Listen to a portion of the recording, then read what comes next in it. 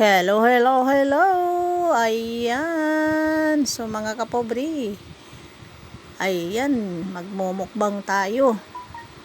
Mukbang tayo mga kapobri. Yan ang ating pagkain ngayong gabi. Magdi-dinner tayo ng langka at saka mangga. Ayan mga kapobri. Napakasarap, di ba? Wow. So yan ang umpisahan nating kainin. Ayan mga kapobre, pinipitas ko na. Yan ang aking hapunan. O di ba mga kapobre, napakasarap. Ako kasi sa gabi mga kapobre, bihira lang ako kumakain ng kanin, no? So ang ginagawa ko, prutas, gulay. Kung walang gulay, may isda. Tapos kung walang ibang kain ko ay kamuti, balanghoy, saging. Ayan mga kapobre, kailangan natin maingat sa pagkain mga kapobre. Kailangan natin kumain ng prutas lalo na sa panahon ngayon. Mahirap ang kasakit mga kapobre, napakamahal. Pag magpa-check up ka, mahal ang hospital. Mahal ang bayad sa doktor. Kaya ayan, mag-iingat po tayo, no? Huwag tayo masyado kumain ng kanin kasi ang kanin okay naman sa katawan. Basta insakto lang, huwag masyadong maraming kumain ng kanin. Pero mas maganda talaga mga pobre, iwas-iwasan natin yung kanin. Kasi yun ang nagdala sa atin na maging high blood. Mataas ang dugo. Dahil dun sa kinakain nating kanin. Kasi ang kanin, mataas ang sugar mga kapobre. Kaya ang gagawin natin, kain tayo ng prutas. Hindi naman sabihin na hindi tayo kumakain ng kanin, pero mas damihan natin pagkain ng prutas kaysa kanin. Kailangan natin mag-ingat mga kapobre, mahirap magkasakit. Lalo na ngayon na tag-init, kailangan natin prutas, gulay, isda. Kasi pag tag-init, delikado kung kakain tayo ng matatabang mga karni. Delikado po yun kasi magkaroon tayo ng cholesterol na napakadami. Kaya ayan, so ito ang payo ko sa aking mga followers o subscriber, no, na kakain tayo ng tama. Kailangan kumain tayo ng healthy, lalo na mga organic. Yan ang maganda sa atin, no, sa panahon na tag-init. Tapos wag natin kalimutan na magtubig ng magtubig. Sa panahon ngayon na tag-init, delikado ang mild stroke mga kubre. Kaya ayan, so ayan ang aking dinner ngayon, langka at saka mangga mga kapobre. So mga kapobre, no, ito lang ang aking masabi sa inyo, no, na habang ako ay kumakain. So voice over lang to mga kapobre dahil mahirap magsalita tapos kumakain ka.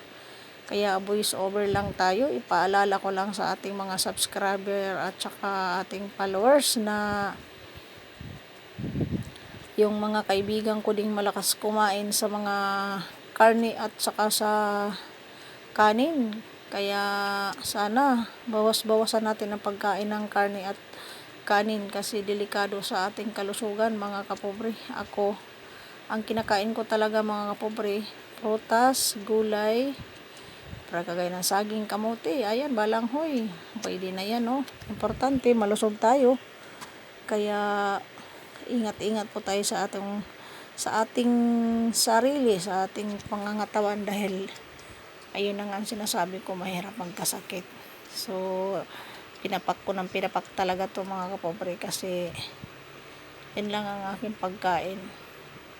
So ayan mga kapobre, no, paki-subscribe sa aking YouTube channel mga kapobre, no, Madam Pobreng TV. Huwag nyo kalimutan mga kapobre, i-hit ang notification bell. I-click lang ninyo ang all mga kapobre para kayo ay laging updated, no. Ayan, kinakain ko ng mangga, no. Para lagi kayong updated sa mga kapobre sa sunod pang mga video kong i-upload, no.